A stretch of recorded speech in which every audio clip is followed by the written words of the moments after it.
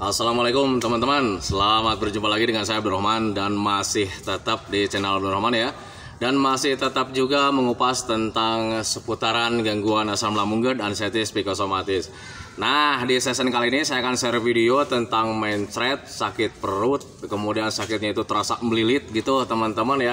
Nah, makanya bagi teman-teman yang sekarang sedang mengalami hal tersebut gitu teman-teman ya, tolong tonton videonya sampai habis, jangan di skip biar kalian nanti mengerti, biar kalian nanti paham, dan ketika mengerti dan paham kalian bisa menanganinya dengan mudah. Kemudian minimal kalian tidak cemas gitu teman-teman ya, karena untuk orang yang terkena gangguan asam lambung GERD, anestesi psikosomatis, ketika mendapatkan sensasi apapun selalu takutnya itu terlalu besar ya, kemudian suka cemasnya suka hadir. Nah itu teman-teman, makanya biar lebih jelas ya, biar kalian memahami, tolong tonton videonya sampai habis, jangan di skip. Dan kemudian seperti biasa ya, bagi teman-teman yang baru bergabung, kalau seandainya kalian mau bertanya tentang seputaran gangguan asam lambung GERD dan anestesi psikosomatis, alangkah baiknya kalian tonton dulu video-video saya sebelumnya, karena untuk seputaran gangguan asam lambung GERD dan anestesi psikosomatis semuanya sudah saya share ya. Dari mulai cerita saya yang terkena gangguan asam lambung GERD dan anestesi psikosomatis, kemudian merasakan 1001 macam sensasi yang sangat tidak nyaman. Itu sudah di-share teman-teman ya. Dan kemudian bagaimana cara menangani setiap sensasi yang hadir, itu juga sudah di-share. Nah, makanya biar lebih jelas, biar lebih detail, alangkah baiknya kalian tonton dulu video-video saya sebelumnya. Nah, itu teman-teman ya. Dan kemudian bagi teman-teman yang baru bergabung juga, seperti biasa juga, kalau seandainya kalian belum subscribe channelnya, mohon videonya itu di-subscribe dulu, karena untuk subscribe itu tidak memerlukan biaya, tidak memerlukan pendaftaran. Jadi subscribe itu adalah hal yang sangat mudah sekali bagi teman-teman lakukan ya. Jadi teman-teman itu cukup memijit saja tulisan subscribe, biar kenapa? Jujur ya, biar videonya itu cepat berkembang dengan baik. Dan kalau seandainya videonya itu berkembang dengan baik, sudah barang tentu itu akan menambah semangat tersendiri buat saya untuk terus nge-share tentang seputaran gangguan asam lambung GERD dan anestesi psikosomatis ini terhadap kalian. Kemudian yang lebih penting dan yang lebih utamanya, tekan juga tombol lonceng sama tombol like-nya ya, biar kalian itu dapat notifikasi atau pemberitahuan video saya yang terbaru. Karena saya itu akan terus nge-share tentang seputaran gangguan asam lambung GERD dan anestesi psikosomatis ini terhadap kalian, dengan tujuan semoga saja videonya itu menjadi wasilah atau jalan keluar bagi kalian yang sedang mengalami gangguan asam lambung GERD dan anestesi psikosomatis hingga membaik ya, apalagi sampai sembuh total. Amin ya robbal alamin. Ya minimal hanya memberikan motivasi saja, atau lebih minimalnya lagi hanya sekedar menemani kalian yang sedang merasakan tidak nyamannya dari gangguan asam lambung GERD dan anestesi psikosomatis. Nah itu teman-teman ya. Nah, kembali lagi ke topik utama teman-teman ya. Untuk orang-orang yang terkena gangguan asam lambung GERD dan anestesi psikosomatis, ada kalanya kita itu mengalami mencret, sakit perut, kemudian sakitnya itu terasa melilit, kadang ada yang panas juga, kadang ada sembelit juga gitu teman-teman ya. Nah, ketika belum memahami bahwa itu dari asam lambung yang tidak normal, kadang kita itu bikin cemas ya, bikin cemas, was-was, gelisah. Karena apa? Ya, untuk orang-orang yang terkena gangguan asam lambung GERD dan anestesi psikosomatis paling tidak mau sekali menghadapi hal-hal yang sangat besar ya. Nah itu teman-teman, dan itu sebetulnya manusiawi teman-teman. Itu merupakan hal yang sangat wajar ketika orang-orang yang terkena gangguan asam lambung GERD dan anestesi psikosomatis kemudian mendapatkan sensasi itu, ya kita takut. Wajar sih sebetulnya, karena untuk orang yang terkena gangguan asam lambung GERD dan anestesi psikosomatis itu paling tidak mau sekali menghadapi atau mengalami perubahan teman-teman ya, apalagi perubahan-perubahan yang sangat negatif teman-teman ya, yang cukup horor, kemudian menakutkan gitu teman-teman, sehingga sensasi apapun ya selalu dipikirkan jauh-jauh ya. Ini mencret, jangan-jangan usus saya udah hancur, selalu seperti itu ya. Kemudian ketika sering mencret, banyak air BAB-nya gitu teman-teman, ditambah lagi warna apa ya, BAB-nya itu kayak macam seperti berbuih. Nah itu teman-teman, sehingga berpikirnya itu selalu kemana-mana. Itu saya dulu gitu teman-teman, saya nggak ceritain teman-teman ya, saya ini ya dulu ketika saat terkena gangguan asam lambung GERD dan anestesi psikosomatis, memang saya pernah mengalami hal seperti itu ya. Jadi ketika kita mengalami ya, merasakan penderitaan dari gangguan asam lambung GERD dan anestesi psikosomatis, kita takut dengan sensasi ini, kita takut dengan gangguan asam lambung GERD dan anestesi psikosomatis ini karena rasanya tidak nyaman, ditambah lagi ada BAB yang seperti itu teman-teman. Wah, tambah takut teman-teman ya, tambah cemas, pemikirannya tambah kemana-mana. Ini sudah lama nggak membaik nih, jangan-jangan ini pertanda bahwa saya ini mendekati kematian. Nah itu teman-teman ya, saya memikirkannya seperti itu dulu gitu teman-teman, sehingga ketika kepikiran seperti itu cemas lagi, was-was lagi, gelisah lagi, takut lagi dan sebagainya teman-teman ya. Nah itu, nah makanya untuk orang-orang yang terkena gangguan asam lambung dan anxiety psikosomatis, ketika mendapatkan sensasi apapun jangan terlalu dipikirkan dengan jauh teman-teman ya, karena untuk semua sensasi dari gangguan asam lambung dan anxiety psikosomatis itu adalah gangguan rumahan teman-teman ya, gangguan biasa teman-teman ya. Nah tetapi untuk orang yang terkena gangguan asam lambung dan anxiety psikosomatis itu ketakutannya itu besar ya. Kenapa bisa seperti itu? Karena ada trauma di situ. Nah itu teman-teman, trauma terhadap kematian biasanya seperti itu. Jadi segala sesuatu pun selalu dikait-kaitkan dengan kematian. Takutnya ini penyakit yang berbahaya, nanti ketika penyakit ini berbahaya mati nih saya. Selalu saya seperti itu. Nah itu teman-teman, nah makanya ketika orang yang terkena gangguan asam lambung dan anxiety psikosomatis, ketika mempunyai ketakutan seperti itu, pemikiran-pemikiran yang negatif teman-teman ya, justru kalian itu tidak bisa berpikir dengan wajar, tidak bisa berpikir memakai logika juga gitu teman-teman. Malah justru yang diperbesar itu adalah ketakutan-ketakutan teman-teman ya. Nah itu, nah makanya pahami saja ke sana, terima saja bahwa pikiran kalian itu salah berpikir teman-teman ya. Yang seharusnya ketika kalian mencret, ketika kalian sakit perut, kemudian terasa melilit juga gitu teman-teman ya, mari berpikir wajar saja. Itu merupakan kejadian biasa teman-teman. Jangankan kalian saat ini sekarang sedang terkena gangguan asam lambung dan anxiety psikosomatis teman-teman ya, orang lain juga pernah mengalami mencret. Orang lain juga yang tidak terkena gangguan asam itu pernah mengalami sakit perut. Jangankan untuk orang tua teman-teman ya, anak-anak saja pernah mencret teman-teman ya.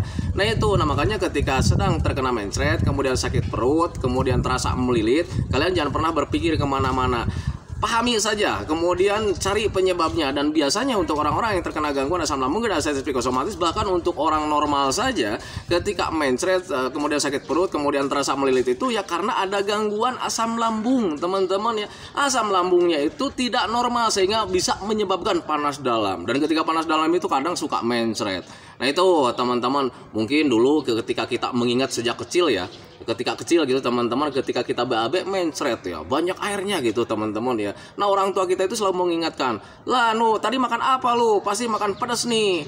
Nah, akhirnya kan panas dalam. Nah itu teman-teman, nah berpikirnya seperti itu teman-teman ya. Jangan pernah berpikir kalian itu, wah ini penyakit berbahaya, menyebabkan kematian.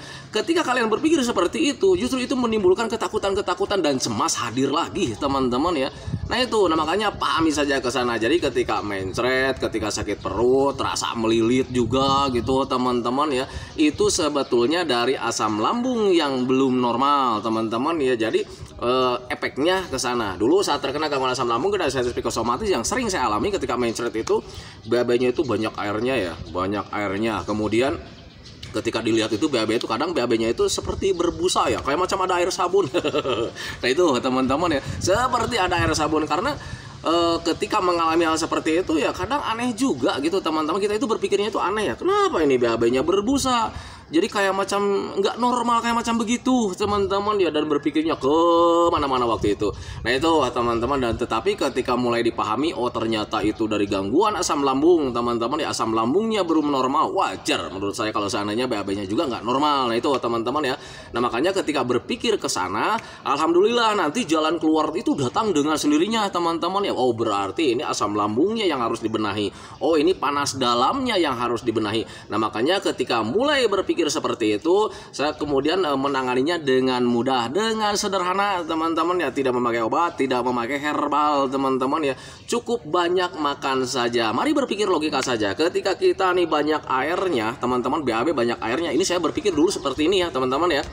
Ketika kita BAB banyak airnya, berarti tidak seimbang ya antara hampas makanan dan airnya. Kan seperti itu ya. Saya dulu berpikirnya seperti itu. Nah makanya saya punya pemikiran, alangkah baiknya makannya diperbanyak, biar nanti agak mengental. Kan seperti itu teman-teman ya. Dulu saya berpikirnya ke sana, makanya saya itu dulu itu ketika mempunyai sensasi mencret itu lama ya. Karena lama juga saya memahaminya gitu teman-teman ya.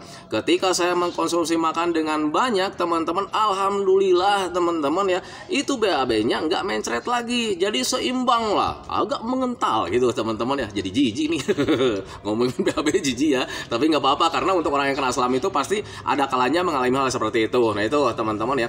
Nah ketika banyak makan gitu teman-teman ya, itu BAB-nya mulai normal. Nah di situ langsung kepikiran ya, oh berarti ini nih bener nih asam lambung gua gini nggak normal ya, berarti harus banyak makan ya. Apapun yang terjadi, makan harus banyak, makan harus sering gitu teman-teman ya.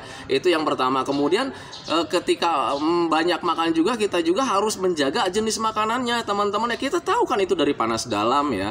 Nah makanya jaga jenis makanannya. Jangan sampai kalian itu mentang-mentang harus banyak makan tapi semuanya dihajar juga, sambalnya dihajar juga teman-teman ya, pedesnya dihajar juga, kemudian makan mie instan kayak gitu dihajar juga gitu teman-teman ya.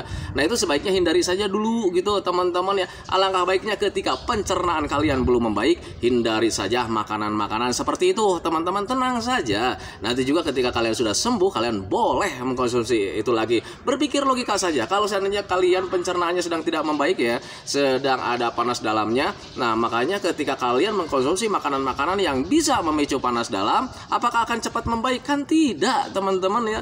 Nah itu berpikir logikanya ke sana. Makanya ketika kalian dibutuhkan sering makan, kalian juga harus pintar-pintar memilih makanan teman-teman ya. Jangan sampai kalian mengkonsumsi makanan-makanan yang bisa memicu panas dalam. Nah itu teman-teman, dan saya waktu itu makanan yang cocok buat saya pribadi itu cuma sedikit ya, paling di rebusan tahu ya, rebusan tahu, kemudian sayurnya cuman sayur bayam tanpa batang itu teman-teman ya. Kemudian nasinya nasi biasa saja, nasi tidak keras, tidak lembek juga gitu teman-teman, jadi agak lembek lah, jadi nggak lembek-lembek kayak macam bubur juga gitu teman-teman ya. Nah nasinya seperti itu. Kemudian untuk sayurannya tuh kayak macam wortel itu dikukusnya itu, dipasaknya itu ya harus benar-benar matang dan empuk, karena wortel itu ketika kita konsumsi kalau seandainya pencernaannya belum membaik 100% gitu teman-teman ya, kadang wortel itu keluarnya suka wortel juga gitu teman-teman, jadi utuh lah wortelnya. Nah itu teman-teman, nah itu pencernaannya berarti belum membaik, masih error teman-teman. Nah, tetapi berbeda ketika kalian mengkonsumsi makanan kemudian keluarnya itu sudah mulai biasa lagi ya, berarti pencernaan kalian itu sudah mulai membaik. Tetapi waktu kejadian saya saat itu ada kalanya ketika mengkonsumsi wortel itu keluarnya wortel juga gitu. Nggak hancur dia. Nah itu teman-teman ya, itu saya dulu saat terkena gangguan asam lambung dan sensitif psikosomatis. Nah makanya untuk orang-orang yang terkena gangguan asam lambung dan sensitif psikosomatis, ketika sering mencret, kemudian sakit perut, terasa melilit, hal yang paling utama yang harus kalian lakukan itu yang pertama, banyak makan saja teman-teman ya, banyak makan saja, sering makan saja. Karena untuk orang yang kena asam itu selalu diingatkan ya, harus sering makan, jangan telat makan, banyak cemil juga. Nah itu teman-teman ya, tetapi harus dijaga jenis makanannya gitu. Jangan sampai kalian itu mengkonsumsi makanan-makanan yang bisa memicu panas dalam kembali. Nah itu teman-teman ya. Kemudian hal yang ketiga yang harus kalian lakukan itu adalah menghindari suhu dingin teman-teman ya, karena ketika ada panas dalam kemudian kalian terkena suhu dingin juga, itu biasanya suka ada sakit perut, terasa melilit ya, terasa melilit, kemudian nggak nyaman bagian perut gitu teman, kemudian kembungnya hadir lagi gitu ya. Sedang ada panas dalam ditambah ada suhu dingin ya, ada kembung, suka ada kembung lagi gitu teman-teman ya. Nah makanya selain banyak makan kemudian menjaga jenis makanannya, kalian juga harus menghindari suhu dingin gitu teman-teman ya. Dan kemudian kalian itu harus banyak berjemur juga gitu teman-teman, karena ketika berjemur itu sangat bagus sekali ya untuk membentuk vitamin D-nya yang ada dalam tubuh kita, kemudian bisa membantu meningkatkan imun kita juga gitu teman-teman ya. Nah tetapi untuk berjemur itu sebaiknya kalian tidak dilakukan kayak macam orang normal gitu teman-teman. Kalau orang normal kan berjemurnya dari ujung rambut sampai ujung kaki itu berjemur. Tetapi untuk orang yang kena asam lambung dan sensitif psikosomatis, berjemurnya itu tidak seperti itu teman-teman ya. Jadi berjemurnya itu cukup di bagian leher, di bagian dada sini ya, sampai ke bawah kalian boleh jemur. Begitu juga dengan bagian belakang, dari bagian leher sampai ke belakang boleh kalian jemur. Kenapa bisa seperti itu? Karena untuk orang yang terkena gangguan asam lambung dan sensitif psikosomatis, ketika kepalanya ikut terjemur agak lama dikit, pasti pusingnya itu nggak ketulungan teman-teman ya, ada kelayangan lagi. Dan ketika kelayangan, kalau seandainya kalian belum bisa berpikir wajar kalau itu sebetulnya efek dari panas matahari atau terik matahari, itu kadang kita suka cemas ya, wah ini kelayangan lagi, jadi nih gua pingsan nih, jadi nih gua mati nih, selalu saja seperti itu teman-teman. Dan ketika cemas, asam lambungnya nggak normal lagi. Nah itu teman-teman, makanya saya selalu menghimbau sama teman-teman itu ya, bagi teman-teman teman-teman yang terkena gangguan asam lambung dan sensitif psikosomatis, ketika sering berjemur itu usahakan bagian kepalanya itu tidak ikut terjemur. Nah sekarang gimana caranya Pak? Kan sulit kalau seandainya kita mau berjemur itu pasti kepala ikut terjemur teman-teman ya. Akalin saja, kalian itu banyak akal ya teman-teman ya. Jadi kalian itu berjemurnya itu di antara yang panas dan yang teduh. Ketika pakai kursi nih, kita pakai kursi ya, kita duduknya di bagian yang panas. Nah, di bagian yang panas, kemudian bagian kepalanya senderin ke bagian yang teduh. Nah, itu teman-teman ya. Dan sebaliknya begitu juga ketika kalian ingin berjemur di bagian punggung. Punggungnya masuk yang ke bagian panas, kepalanya yang depan itu masuk ke bagian yang teduh. Itu saya dulu. Nah, itu teman-teman ya. Memang kalau misalkan untuk berbicara masalah gangguan asam lambung dan sensitif psikosomatis itu trik dan metodenya itu kadang aneh-aneh, teman-teman ya. Nah, tetapi itu justru bentuk pengakalan kita sih sebetulnya ya. Di sisi lain kita butuh berjemur. Di sisi lain kita itu nggak kuat berjemur kepala itu. Nah itu teman-teman ya, makanya pengakalannya seperti itu teman-teman ya. Jangan pernah kalian itu wah Pak berarti saya itu nggak bisa berjemur kalau kepalanya nggak boleh terjemur. Akhirnya kalian tidak berjemur. Seringnya rebahan di rumah, rebahan di kamar, kemudian bersantai-santai ria di dalam rumah. Mau sampai kapan kalian akan membaiknya?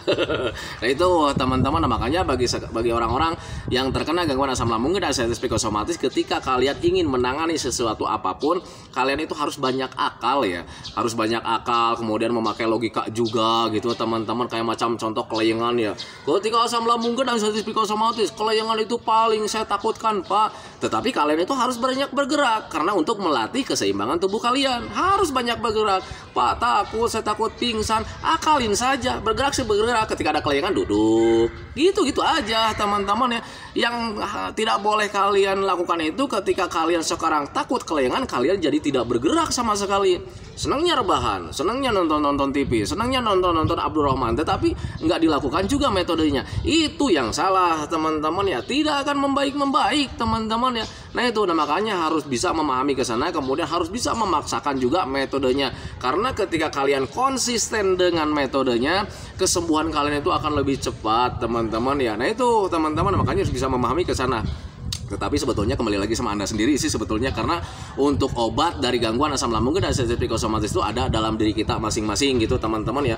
Siapa yang lebih semangat gitu teman-teman, siapa yang lebih konsisten menjaga metodenya, maka orang tersebut akan lebih cepat membaiknya. Berbeda ketika orangnya itu masih terkurung oleh pola pikir yang salah, terkurung dengan ketakutan, tidak mau memaksakan, maka akan lebih melambat teman-teman ya. Ya nih, kata Pak Abdul Rahman juga harus jalan-jalan. Ketika pakai jaket, pakai sepatu, buka pintu, mau jalan-jalan, cemas hadir lagi karena berpikirnya terlalu jauh. Nanti di sana pingsan, akhirnya murung lagi, tutup lagi pintu, duduk manis lagi di depan TV. Mau sampai kapan kalian punya kehidupan seperti itu? Nah itu teman-teman, makanya ketika kalian ingin mempunyai kehidupan yang normal gitu teman-teman, kayak orang-orang, jalan-jalannya nikmat, bisa ketawa ketiwi gitu teman-teman. Kemudian ketika kelelahan kalian masuk warung, makan makan nikmat lagi. Kalau seandainya kalian mau hal seperti itu terjadi gitu teman-teman ya, lakukan dari mulai sekarang, jangan dinanti-nanti ya teman-teman ya. Karena untuk kesembuhan dari gangguan asam lambung dan sensitif psikosomatis itu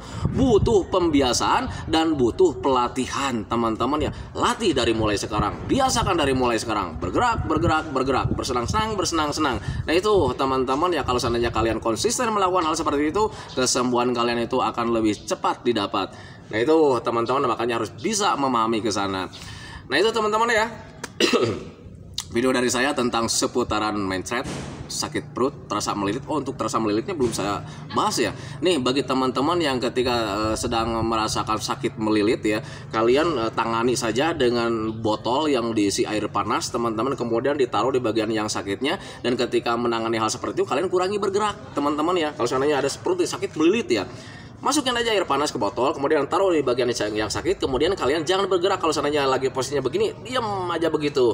Nanti juga paling lama itu setengah jam sih sebetulnya ya, hilang dengan sendirinya. Nah itu teman-teman ya. Nah berbeda ketika kalian masukin botol, didiamin gini airnya gitu teman-teman, diamin dan kalian banyak bergerak, kalau itu lama teman-teman ya. Pengalaman saya memang seperti itu. Nah itu teman-teman, makanya ketika teman-teman sekarang sedang terasa sakit melilit, cara penanganan untuk yang mudahnya itu seperti itu. Nah itu teman-teman, dengan tidak lupa juga makannya tetap harus masuk, minumnya minimal 8 gelas dalam sehari, itu juga jangan kurang gitu teman-teman ya. Insya Allah kalian bakalan lebih cepat. Nah itu teman-teman ya. Nah itu teman-teman ya, video dari saya tentang seputaran mencret, sakit perut ya, kemudian ada perasaan sensasi terasa melilit. Itu sebetulnya dari asam lambungnya yang belum normal, kemudian bisa menyebabkan panas dalam. Jadi mencretnya itu dari panas dalam sih sebetulnya. Nah itu teman-teman gak usah khawatir teman-teman ya, orang normal juga pasti mengalami hal seperti itu teman-teman, dan mereka biasa-biasa saja. Nah itu teman-teman, makanya jangan terlalu khawatir. Nah itu teman-teman ya videonya, semoga saja videonya itu menjadi wasilah buat kalian, semoga saja videonya itu menjadi pencerahan buat kalian. Ya minimal hanya sekedar menemani kalian lah yang sekarang sedang merasakan tidak nyamannya dari ini itunya, dari gangguan asam lambung dan anxiety psikosomatis. Kemudian seperti biasa, sebelum saya akhiri videonya, saya selalu mendoakan sama teman-teman itu, semoga saja teman-teman itu cepat sehat lagi, cepat sembuh lagi, cepat kembali lagi keadaan kalian yang dulu, baik semangatnya, moodnya, tertawanya, pokoknya kehidupan kalian yang berwarna itu semoga saja cepat kembali lagi, karena memang saya yakin 100% bahwa keadaan kalian yang dulu itu sangat dirindukan sekali. Nah itu teman-teman ya, kemudian doakan saya juga teman-teman ya, agar saya itu tetap sehat, tetap kuat, tetap ceria, agar masih bisa tetap menemani kalian. Nah itu teman-teman ya, saya hentikan videonya teman-teman ya. Assalamualaikum warahmatullahi wabarakatuh.